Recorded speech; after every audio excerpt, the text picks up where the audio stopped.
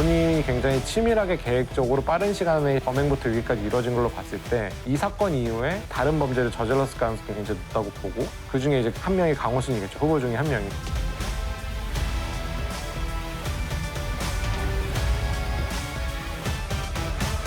방송에서는 다루지 못했었는데 피해자 부검감정서를 봤을 때 코나 입에서 이물질이 발견됐고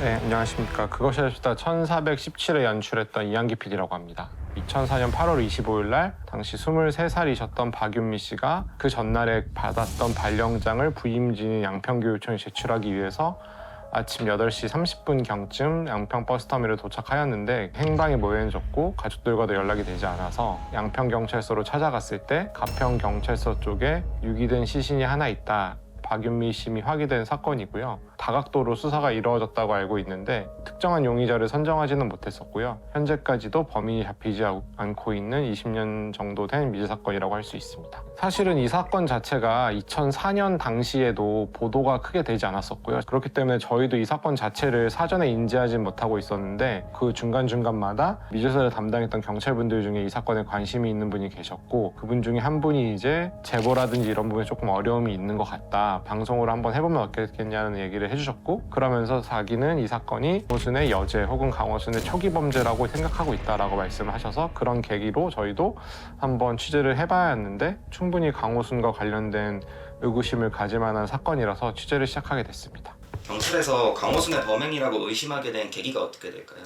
이 시기를 조금 나눠보셔야 될 것 같은데 아까 말씀드렸다시피 사건 자체가 일어난 건 2004년 8월 달이고요. 강호순이 검거된 건 2009년 1월이기 때문에 2004년 당시에 강호순이라는 존재를 수사경찰들이 알지는 못했어요. 다만 당시에도 면식범 쪽에 수사를 이어가다가 특정한 용의자가 나오지 않다 비면식범으로 생각은 됐고 동네에서 잘 아는 사람이겠다라는 정도까지는 2004년 당시 수사를 했던 경찰들도 증언을 하고 있는데요. 그러다가 2009년에 강호순이 잡히고 나서 초기에는 경기 서남부에 있었던 나머지 범죄에 대해서 자백을 했는데 수사 경찰이라든지 당시 언론 보도를 보면은 꼭 서남부에 한정하지 않고 90년대부터 이사를 굉장히 많이 다녔었는데 그 주거 지역 그리고 강호순의 고향인 충남 서천 쪽에 있었던 미제 사건들도 전부 다 조사를 한 걸로 저희가 알고 있어요. 그래서 밝혀진 사건이 이제 정성구청 직원 살인 사건인데 이 사건 자체도 2006년 9월쯤에 있었던 사건이거든요.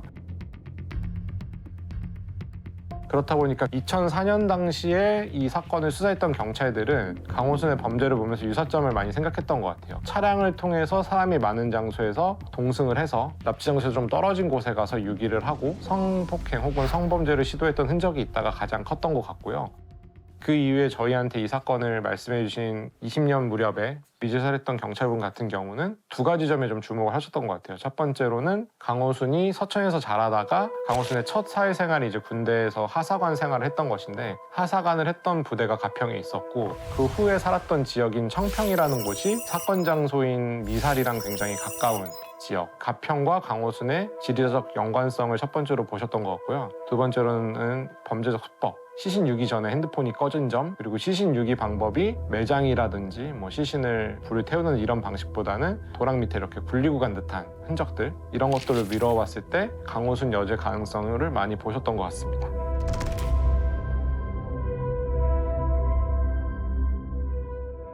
저희가 강호순 범죄를 볼 때 하나 또 생각해 봐야 될 점이 사실은 강호순 범죄의 대부분은 강호순의 자백에 의해서 실체가 밝혀졌거든요. 다만 그 강호순이 자백한 범죄수법과 이번 가평 예비교사 유기 사건의 차이점을 들어보자면 피해자가 사망하고 유기까지 이루어진 후에 가평에서 서울을 향하는 주유소에서 43,000원 정도의 카드 결제가 이루어졌는데 강호순이 사실은 마지막 범죄를 제외하고서는 피해자에 대해서 어떤 금전적인 갈취라든지 카드 사용 내역을 보인 적은 없었어요. 다만 이제 강호순이 검거됐던 마지막 사건 자체가 강호순이 피해자의 카드로 ATM에서 출금을 하다가 그 모습이 찍혀서 검거된 걸로 봐서는 다른 사건들과는 카드 사용에 있어서는 굉장히 차이가 있다라고 볼 수 있지만 마지막 사건과는 어떻게 보면은 또 유사한 구조가 있다. 두 번째로는 정성 사건 같은 경우는 굉장히 밑에 강이 안 보일 정도로 긴 절벽에서 유기해서 정말 발견이 어려운 나온 점에서 정선 사건과 이 가평 사건의 차이가 있는데, 다만 이 이후에 서남부에서 했던 사건들의 경우에는 약게 안매장하는 반복도 있었지만 당시 수사했던 경찰들이 말씀하시기로는 뭐 흙을 덮었다고 하더라도 정말 흙을 이렇게 살짝 뿌린 정도였다라고 했을 걸로 봐서는 그렇게까지 노력과 성의를 들여서 안매장한 흔적은 없다라는 점은 차이점이자 또 공통점이라 얘기할 수 있고, 마지막으로는 핸드폰을 끈 시점이 납치하고서 굉장히 좀 오래됐다. 강호순의 다른 범죄들은 비교적 빠른 시간 안에 핸드폰을 껐거든요. 근데 뭐 강호순이 왜 내가 먼저 껐다 이렇게 얘기는 하지만, 강호순이 대부분 어디까지 데려다 주겠다, 어디까지 같이 가자라는 얘기를 하고 바로 행선지에서는 전혀 다른 곳으로 이동을 하기 때문에 피해자가 굉장히 아마 빨리 나를 왜 지금 데려다 안 주냐 이런 반항 내지 이제 항의를 할 때 강호순이 핸드폰을 뺏어서 껐던 걸로 저희가 추정해 볼 수가 있는데, 그런 지점에서는 탑승 후에 약 2시간 정도 있다가 핸드폰이 꺼진 점이 조금 차이점이라고 우선 얘기를 할 수가 있겠고요. 이 피해자의 핸드폰이 꺼진 시점을 방송에서는 사체 유기가 일어나기 전 이렇게 설명이 돼 있는데,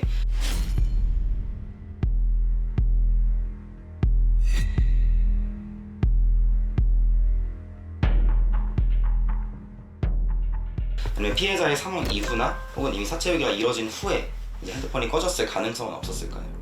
저희가 이 사건에서 알 수 있는 타임라인은 딱 3가지인데요. 우선은 8시 27분에 양평 버스터미널에서 피해자가 하차할 때 찍힌 블랙박스 사진, 그리고 10시 21분에 버스터미널에서 약 10km 내외로 떨어진 양평이랑 가평 사이에 있는 중리산이라는 산 아래에 있는 기지국 근처에서 핸드폰이 꺼졌다. 그게 10시 21분이고, 그리고 12시 5분경에 가평에서 서울로 향하는 방향의 주유소에서 피해자 명의의 카드가 43,000원 정도가 쓰였다.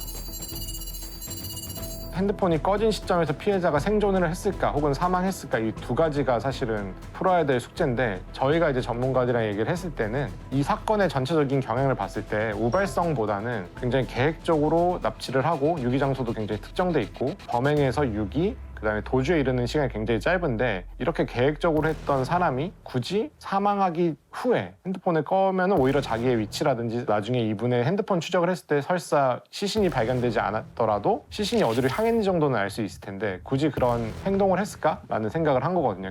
또 하나 추정해 볼 수 있는 점은 방송에서는 다루지 못했었는데, 피해자 부검감정서를 봤을 때 코나 입에서 이물질이 발견됐고, 그렇기 때문에 뭐 땅에 지면에 이렇게 눌린 상태에서 사망했지 않냐 가능성 정도가 나와 있어요. 물론 이거는 알 수가 없는 게 정확하게 그렇게 표현한 것은 아니고 비구폐색, 그러니까 입과 코가 막힌 점이나 엑사, 끈의 형태에 있는 물질로 목이 졸렸을 2가지 가능성이 다 있고, 지면에 이분이 어떤 눌린 상태에서 범행을 당했다 하더라도 그 장소가 유기 장소인 가평이라고 단정은 할 수는 없죠. 다만 이분이 기지국이 찍힌 곳이 중리산 바로 아래이기 때문에 터미널에서 불과 10분 정도 거리거든요. 그런 점에서 범인이 태우자마자 빨리 살해를 하고 몇 시간에 걸쳐서 가서 유기를 했을 가능성보다는 살아있는 상태에서 피해자를 어떻게든 제압하고 2시간 정도 다니다가 핸드폰을 끄고 살해 현장 혹은 그 근처에서 살해를 하고 유기를 했을 가능성이 더 크다고 봤고, 그럴 경우에는 10시 20분 정도까지는 생존했을 가능성이 좀 더 높지 않겠나라고 저희가 생각을 했어요. 범인이 피해자를 데리고 핸드폰이 꺼지기까지 2시간이 걸렸는데,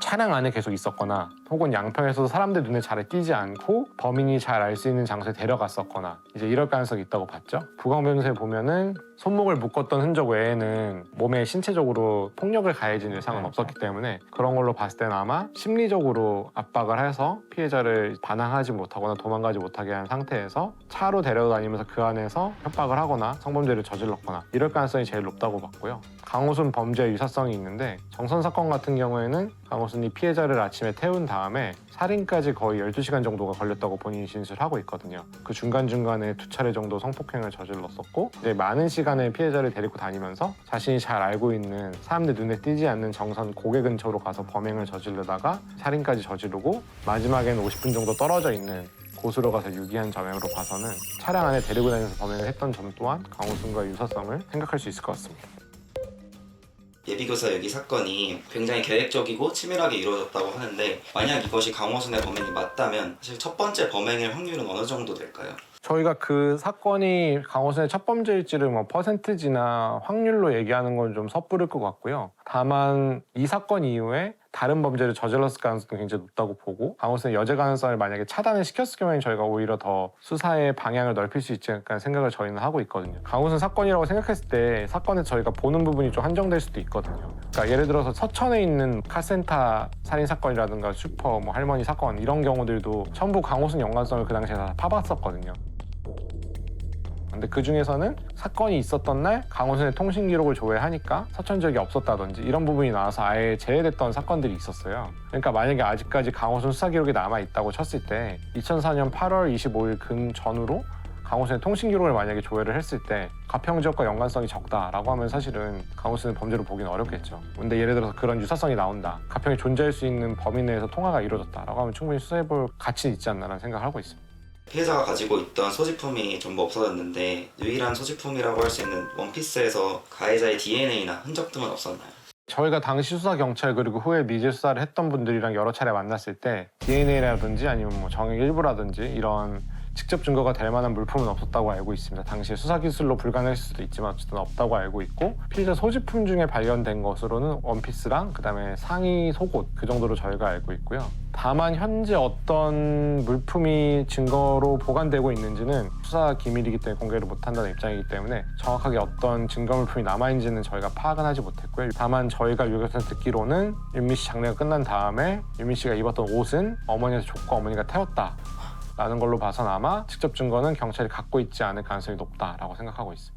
어머니가 그 옷을 받고 태웠던 이유가 따로 있을까요? 그러니까 가족들 입장에서는 이제 시신 부검을 했기 때문에 쉽게 처리할 수 있는 사건이란 뉘앙스를 풍겼고 이미 그땐 장례식이 끝난 상태였기 때문에 이 옷을 돌려준다는 행위가 모든 수사가 끝나고 돌려준다고 생각을 했던 거지 이걸 가지고 자기들이 뭘 더 하겠다는 생각을 당시에 하기 힘들었던 것 같아요. 그런 점에서 이제 딸이 자기가 사준 옷을 입고 사망을 했을 때 그 옷가지를 가지고 있는 것보다는 태우는 것이 아마 어머니 입장에서는 자연스러운 행동이지 않았을까. 보관을 지금까지 하고 있었다라면 충분히 좋았을 사건인데 그런 부분에서는 보관된 것이 전혀 없다고 하면은 조금 아쉬움이 남는 부분이긴 합니다. 네, 주유소 직원의 진술이 계속해서 바뀌었다고 했었는데 혹시 주유소 직원이 했던 진술 중에 강호순의 촬영과 유사했던 진술도 혹시 있었나요?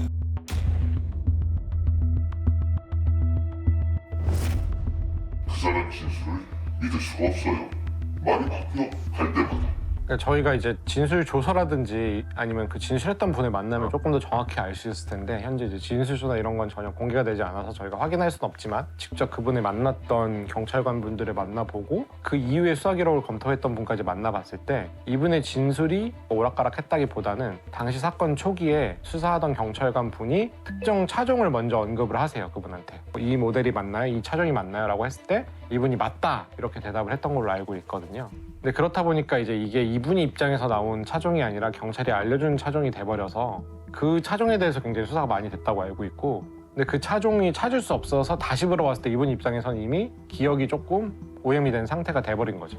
그렇다 보니까 그때부터는 차량에 대해서 뭐 은색이었다 아니면 다른 색깔이었다 이렇게 왔다 갔다 하기도 하고 차종에 정확히 얘기도 하지 못하고 그래서 현재로서는 뭐 이분이 초기 했던 진술이 가장 정확하다고 저희가 가정을 했을 때는 승합차 종류이고 일반 차량보다는 주유가 조금 높은 곳에 있다가 아마 가장 저희가 유력하게 볼 수 있는 차량의 특징이라고 볼 수 있는데 강호순이 사건에 이용했던 무소 차량이 승합차까지는 아니어도 일반 차량보다 조금 높이 주유가 있는 점 그리고 당시 이분이 주유했던 기름을 경유를 기억하고 있는 경찰이 있는 걸로 봐서 경유를 쓰는 차종이라는 점에서는 강호순의 차량과 그 정도 유사성이 있다고 볼 수 있습니다. 현재 수사 진행 상황은 어떻게 될까요? 현재 이 사건은 경기 북부청에서 수사를 하고 있습니다. 다만 현재 어느 정도 수사가 이루어지고 있고 수사를 하고 있는지 수사 여부에 대해서는 경찰에서 확인을 명확하게 해주진 않았어요. 왜냐하면 이제 기밀 사항이라고 하여서 답변을 해주지 않았는데 유가족이 찾아갔을 경우에도 원론적인 답변 하고 있다, 노력하고 있다 정도의 답변 외에 뭐 그동안 어느 정도 수사가 이루어졌고 이런 답변을 해주지 않은 걸로 저희가 전해 들었습니다. 이제 강호순에게 여죄를 묻기 위해서는 어떤 증거들이 또 추가로 필요할까요?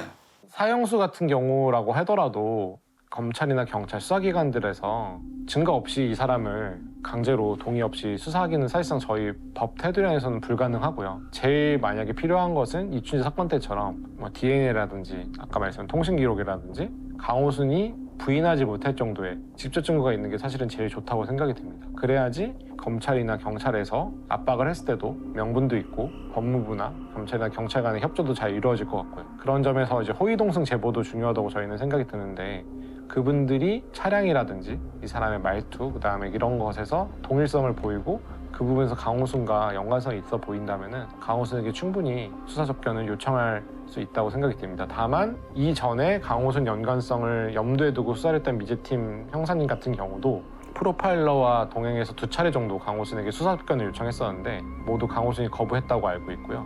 수사 접견 자체도 강호순이 이제 거부를 하면은 이루어질 수는 없는 상황입니다.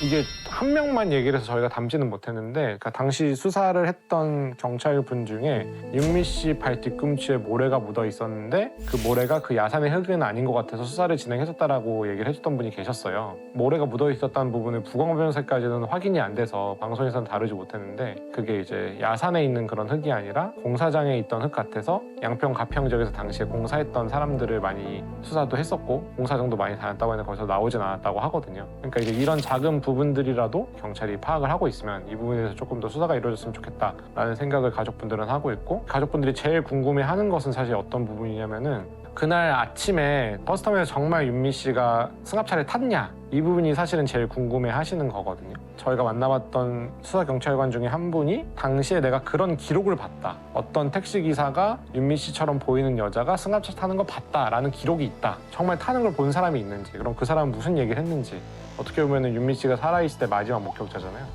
근데 그 부분에 대해서도 지금 경찰에서 전혀 그런 증언이 있었다 정도까지도 확인을 안 해주고 있기 때문에 가족분들은 그 부분부터 너무 답답하신 거죠. 초기에 이 사건을 이렇게 딱 터졌을 때 가족들이 느끼는 부분에서는 충분하게 자신들이 설명을 듣지 못하고 수사도 충분히 이루어지지 않았다고 지금도 생각을 하고 계세요. 물론 뭐 경찰분들이 저희를 만나봤을 땐 충분히 더 노력했던 분도 있지만 사실 이 방송이 나가더라도 범인이 잡힐 거라고까지는 생각은 안 하시거든요. 그럼에도 불구하고 가족분들이 방송에 동의하고 피해자분 얼굴까지 공개하게 된 것은 작은 부분이라도 언니가 왜 그렇게 당했는지 설명을 좀 듣고 싶은 점이 제일 크세요. 어떤 게 됐던지 그날 윤미 씨를 봤던 사람을 찾고 있습니다. 버스 시간까지 나왔으니까 그 무렵에 그런 버스를 자주 이용하셨던 분들이 이제 블랙박스나 이런 걸 보신 다음에 그날 혹시 그런 비슷한 어떤 분이라도 봤을 때 터미널 앞에서 나가는 것까지 봤어요. 혹은 뭐 터미널을 지나서 다른 데로 가는 걸 봤어요. 라는 정도의 진술만 있더라도 가족분들한테는 많은 위안과 그다음에 사건에 대해서 궁금증을 푸는 계기가 될 수 있을 것 같습니다. 그것을 알고 싶다에서는 2004년 8월 25일 경기도 양평 버스터미널에서 사진 속 박윤미 씨를 목격하신 분들의 제보를 기다리며 박윤미 씨는 8월 25일 오전 8시에서 9시 사이 양평 버스터미널에 도착해 불상의 차량을 타고 사라진 것으로 추정되며 하늘색 원피스를 입고 있었습니다.